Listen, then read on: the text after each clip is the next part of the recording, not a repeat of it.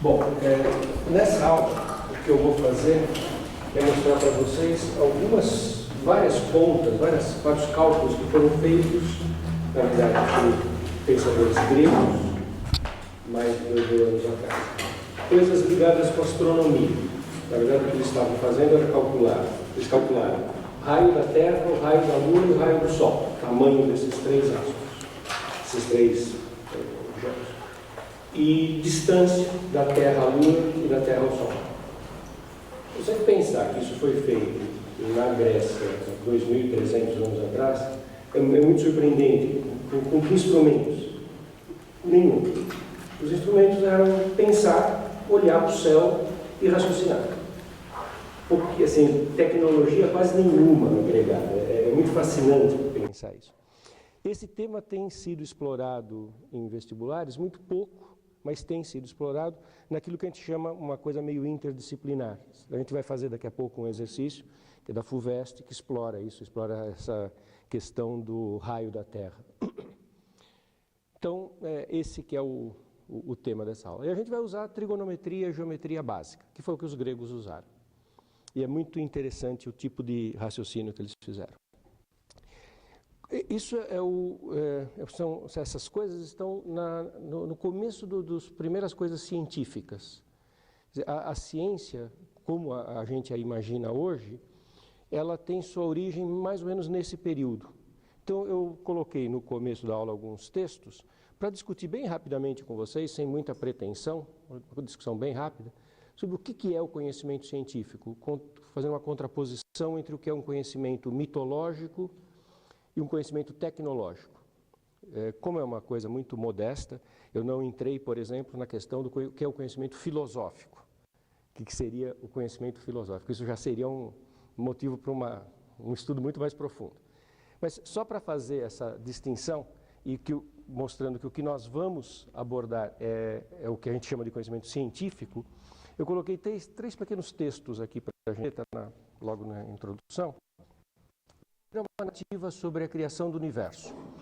É uma narrativa chinesa dos anos 600 a.C. Segundo essa narrativa, o mundo foi criado pelo gigante criador Panku, que criou o Sol, a Lua, as estrelas, e em seguida ele morreu, e os fragmentos do seu corpo deram origem a tudo que nós conhecemos na Terra.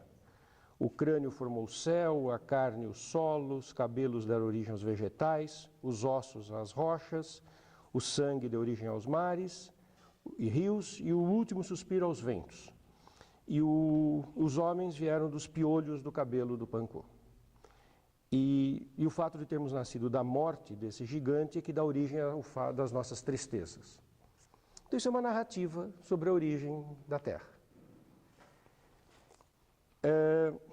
Na mesma época, os gregos tinham o Anaximandro, Mileto, dizia que existia uma esfera de metal que girava em torno da Terra, por trás dessa esfera tinha fogo, essa esfera tinha buracos e através desses buracos a gente via a luz desse fogo, e isso era o Sol e as estrelas.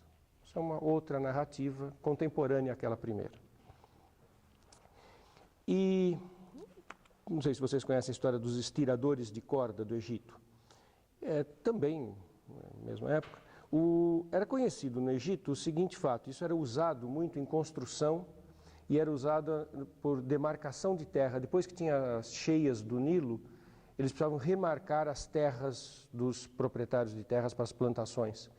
E eles tinham conhecimento de que se eles pegassem uma corda cheia de laços, de nós, igualmente, e se eles estirassem essa corda de modo que tivesse um nó, um segundo, de um lado eles colocavam 3 espaços entre nós, daí eles esticavam a corda colocando 4 espaços,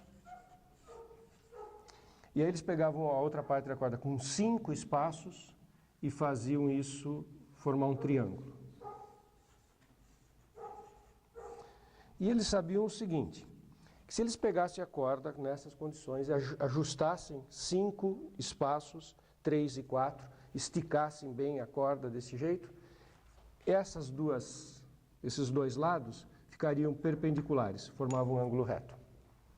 Isso era um conhecimento dos estiradores de corda no Egito. E eles usavam isso para obter coisas. Por exemplo, quando eles iam construir uma casa, para ter paredes perpendiculares, eles faziam isso.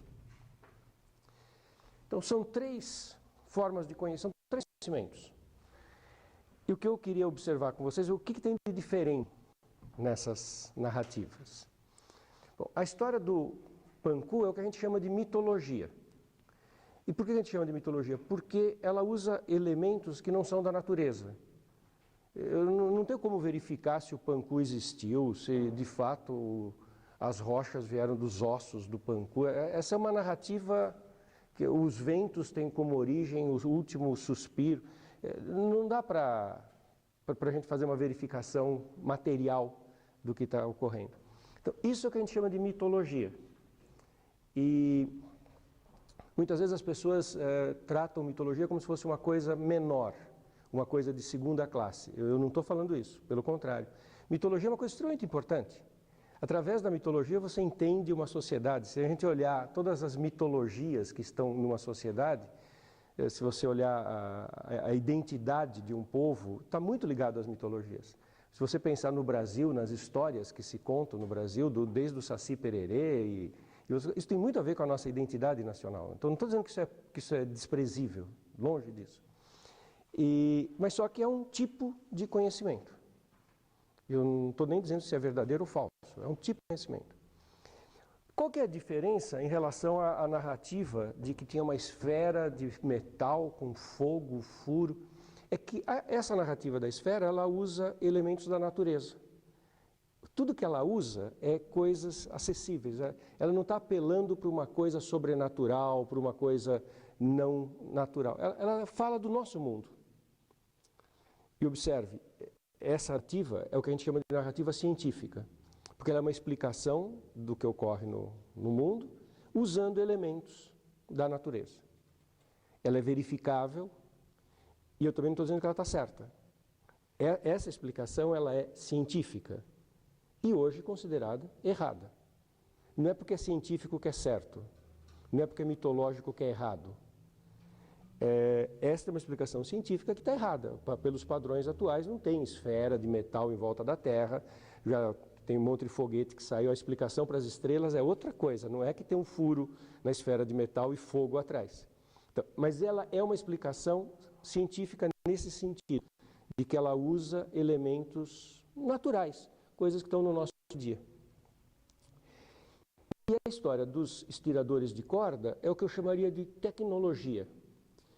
Ela não está preocupada em explicar as coisas.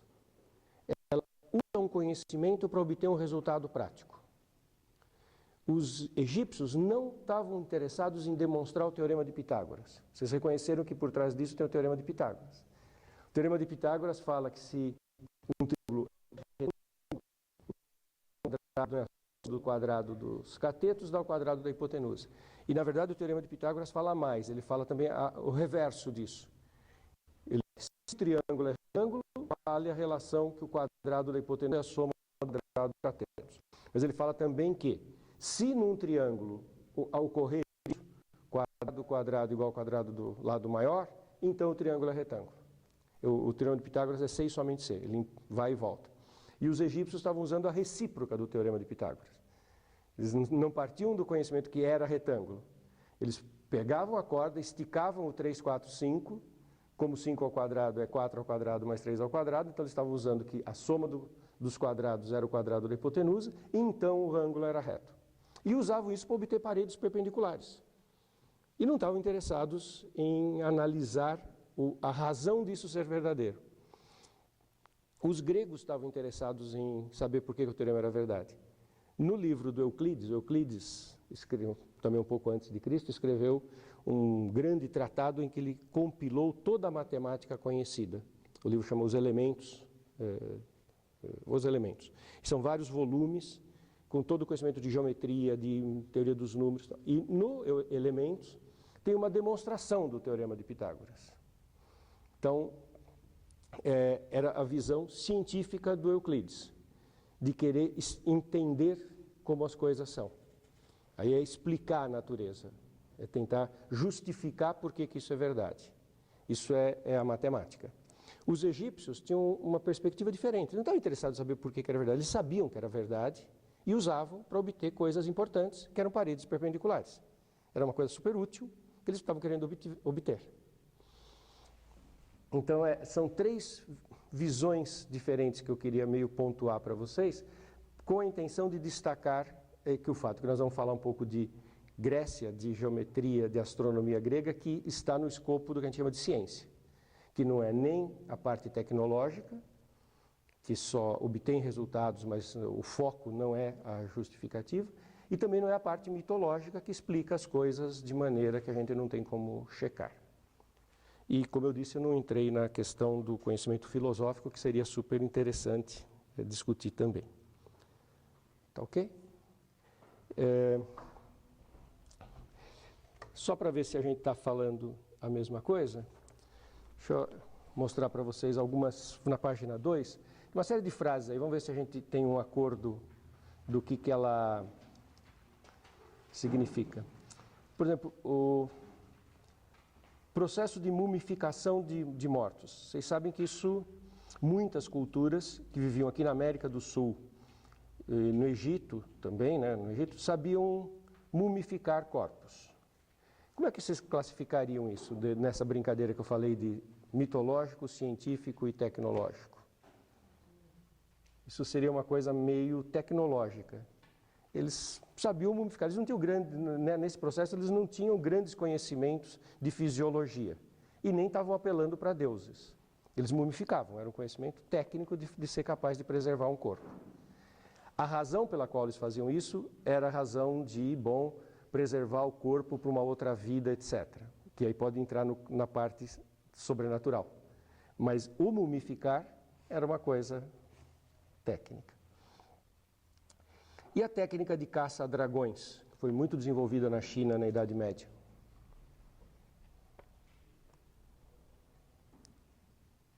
Isso é mitologia, por uma razão muito simples. A gente nunca viu um dragão de verdade. Tem uma brincadeira chinesa que fala que uma pessoa começou a se especializar na arte de caçar dragões, foi se tornando cada vez mais especialista, se tornou assim o melhor cara no mundo na arte de caçar dragões. E aí o que ele fez? Ele foi ensinar como que se caçava dragões, porque não tinha dragões para ele caçar, né? Aí ele virou um professor da arte de caçar dragões. Inseminação artificial de animais domésticos.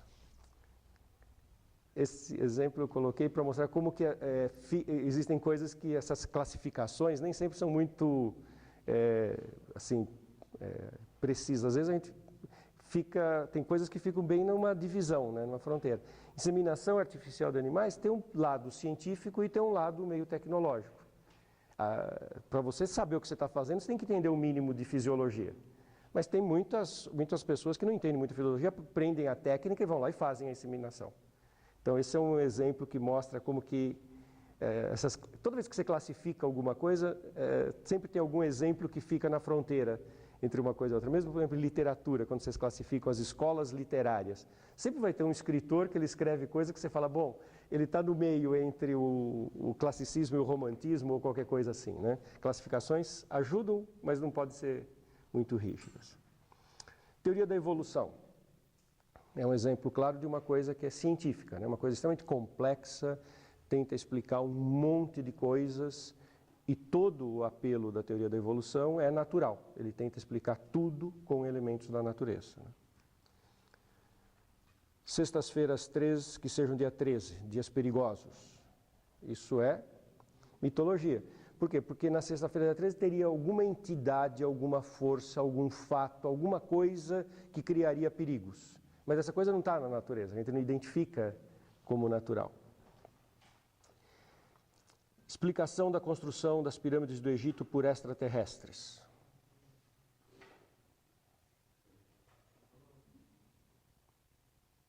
Será que isso é mito ou isso é ciência?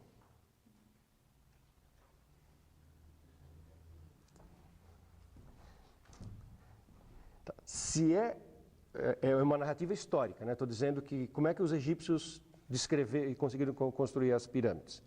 Estou tentando entender a história daquilo, que era uma tecnologia muito complicada, como é que eles adquiriram aquela tecnologia. Se eu disser que é por extraterrestres, isso está na natureza ou está na mitologia? Extraterrestres? Nós não vimos nenhum, mas eles estariam no mundo real, né? Se eu falar que foram anjos que ensinaram os egípcios, não está na natureza. Mas um ser extraterrestre, se ele existir, se aparecer um disco voador aqui, é um ser mitológico que vai estar chegando ou é um ser natural de outro planeta? Bom, extraterrestre é um ser vivo que vive em outro planeta, né? É assim que eu estou interpretando. Aí seria uma tentativa de uma explicação científica. Explicar que eles aprenderam com extraterrestre. É verdadeira? Não sei. Provavelmente não, mas tem uma tentativa de explicar por ciência. Se eu dissesse que quem construiu foram anjos ou deuses, aí seria mitológica. E a própria construção das pirâmides? Ela é um exemplo de quê? Não é mitologia, as pirâmides estão lá. A gente constata que elas foram construídas. Tem um tanto de ciência, mas tem muita tecnologia ali, né? Os egípcios tinham uma tecnologia muito grande para construir e eles não deixaram nenhum registro do conhecimento que eles usaram para construir. É uma coisa bem surpreendente, né, aquela construção. Da outro item eu falo do Lamarck, né? Lembra a história do Lamarck, que ele explicou que as girafas tinham um pescoço grande, porque elas ficavam fazendo um grande esforço de comer as folhas mais verdes que estavam no alto das árvores, e isso levou ao encompridamento, né? O pescoço cresceu. Isso é uma explicação científica, e que hoje é considerada errada pela maioria dos cientistas, mas é uma explicação científica. E a análise, né, da descrição conceitual de como que se reproduzem os centauros, isso é fisiologia. Quase, né? Como centauros não existem, isso entra no escopo da mitologia. O 2 eu deixei para vocês lerem e pensarem, poderia ser o tema de uma redação. O Poincaré é um matemático e físico francês da virada do século. Ele é um cara muito interessante. Ele quase descobriu a teoria da relatividade. Ele chegou assim, muito perto, muito perto. Os franceses são muito frustrados que o descobridor da teoria da relatividade poderia ter sido um francês. Ele tinha a teoria da relatividade na mão dele inteirinha, assim, só que ele não enxergou o que ele tinha nas mãos. O Einstein, que logo depois percebeu o que estava acontecendo. E olha que frase bonita que ele fez. O cientista não estuda a natureza porque isso seja útil. Estuda porque se compraz nisso e tem prazer nisso, porque ela é bela. Se a natureza não fosse bela, não valeria a pena conhecê-la. E se não valesse a pena conhecer a natureza, não valeria a pena viver a vida. Olha que frase bonita. Deixa vocês pensarem nessa frase. Podia ser um tema de redação. 3 tem uma coisa sobre a teoria do Big Bang que é interessantíssima. Não sei se vocês já tiveram oportunidade de ver. A teoria do Big Bang diz que o universo, né, teve início num evento em que toda a massa existente do universo inteiro foi criada num único instante, pá, e que a partir desse evento o tempo e o espaço só passaram a existir a partir do Big Bang, e tem então toda a explicação do universo a partir disso. Paralelamente a isso, existem religiões, as religiões criacionistas, que dizem que o universo foi criado por um Deus num determinado momento e a partir daí tudo que conhecemos foi sendo criado por Deus. E é interessante observar essas duas narrativas, a teoria do Big Bang e a teoria criacionista. Muitos líderes religiosos, muitos fiéis, muitos cientistas veem essas duas ideias como ambas verdadeiras e complementares. Então, complementar no seguinte sentido: sim, a teoria do Big Bang está certa, que houve um momento, toda a massa foi criada e tal. E aí a pessoa religiosa vê, tá bom, e como é que isso aconteceu? Quem que fez isso? Teve uma entidade, um Deus que produziu isso. Quer dizer, a teoria do Big Bang é uma narrativa material, científica do que ocorreu, mas existe uma entidade que conduziu esse processo. Um Deus que foi o cara que fez isso acontecer, que isso não teria acontecido do nada. Então é interessante observar que, independentemente das pessoas, de quem cada um de nós acredita ou não em cada uma delas, qual que é a grande diferença entre essas duas narrativas?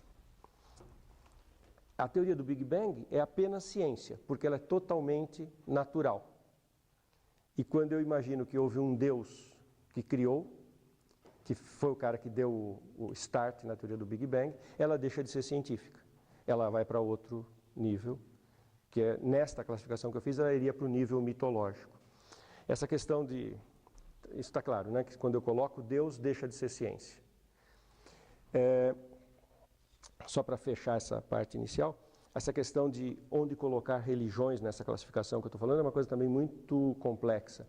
Por exemplo, alguns filósofos, como o Spinoza, ele colocava a religião numa categoria muito separada do que era usual, numa coisa meio misturada com ciência. Ele tem uma visão que Deus estava presente na natureza o tempo inteiro, que a natureza se identificava com Deus. E, bom, Spinoza, não sei quanto vocês sabem, ele nasceu em Portugal, depois foi para a Holanda. Ele era de origem judia, né? Ele seguia a religião judaica, e ele foi excomungado na religião judaica, porque as ideias religiosas dele não batiam com a oficial. Mas, normalmente, os filósofos colocariam religião naquilo que eu coloquei aqui como mito. E, repito, não estou dizendo que se religião for mito, não é para depreciar a religião. Pelo contrário, valoriza o mito. Mito aqui é só uma palavra para separar o que é natural do que é sobrenatural. Bom, e aí cada pensador, cada pessoa coloca as suas ideias onde acredita, né? Estamos juntos, turma? Essa introdução aqui fez algum sentido? Isso é uma coisa interessante de vocês pensarem. Eu cito um livro aí nesse texto muito bacana que chama A Breve História do Mito, que trata dessas distinções que eu estou falando, de uma historiadora americana, muito bom o livro. Então, feita essa pequena apresentação, a gente identifica muito fortemente, ao longo da história do conhecimento, nas civilizações antes dos gregos, tinha muito conhecimento mitológico, tinha conhecimento tecnológico, e a gente tem poucas indicativas de muito conhecimento científico. Bem recentemente teve um grande assim, entusiasmo dos historiadores que alguns tabletes da Mesopotâmia foram reinterpretados recentemente, coisa de 3, 4 anos. Tinha alguns tabletes que não se sabia direito o que significava, e recentemente acharam mais tabletes que são mais explícitos, então tem um frisson aí de que na Mesopotâmia já estavam fazendo uma ciência sofisticada. E é uma coisa que os historiadores estão muito excitados com esse fato, historiadores da ciência, né? Mas a gente pensa muito que o conhecimento científico tem assim, um grande marco na Grécia. E os exemplos todos que eu vou passar para vocês têm a ver com isso. Então, os gregos foram provavelmente o primeiro povo que, assim, de forma clara, explícita, concluiu que a Terra era redonda. Esse é o primeiro momento em que se fala, a Terra é redonda, vamos calcular o raio da Terra, é uma esfera, e passaram daquela questão de, bom, a Terra é uma coisa plana, onde é que ela está apoiada numa tartaruga, e onde é que está apoiada a tartaruga, bom, uma confusão aí mitológica de explicação. Os gregos tinham uma visão de que a Terra era redonda. Os primeiros indicativos de que a Terra era redonda eram fruto de observação da natureza, e por isso que é uma coisa científica. Observaram nos eclipses a sombra que a Terra fazia sobre a Lua quando tinha um eclipse. O Sol projetava uma sombra, a sombra da Terra na Lua, eles viam arredondado, e eles já estavam interpretando que estavam os objetos todos no espaço, Sol, Terra e Lua, e que aquilo era a sombra da Terra projetada na Lua. E aí achavam que era redondo. E também a questão dos barcos, como é que o barco some no horizonte quando o barco se afasta da praia. Isso era um indicativo muito forte. quando você está observando um barco, ele vai sumir no horizonte da seguinte forma. Primeiro, some a parte de baixo do barco. Quando o barco vai se aproximando do horizonte e vai sumindo, some a parte de baixo e fica visível ainda uma parte de cima, que seria a vela do barco. E depois a vela sobe por último. E isso seria bem coerente com a ideia de que a Terra era redonda e você está deixando de ver partes que estão embaixo. Isso tem muito a ver com a primeira coisa que eu vou falar daqui a um minuto e com a ideia também de horizonte. Isso é uma coisa... O que é a linha do horizonte? Quando nós estamos num lugar cheio de montanhas, a gente não tem uma noção clara de horizonte, porque a tua vista termina numa montanha. Mas imagine que você está de frente para o mar, ou num lugar que não tem muitas irregularidades no terreno.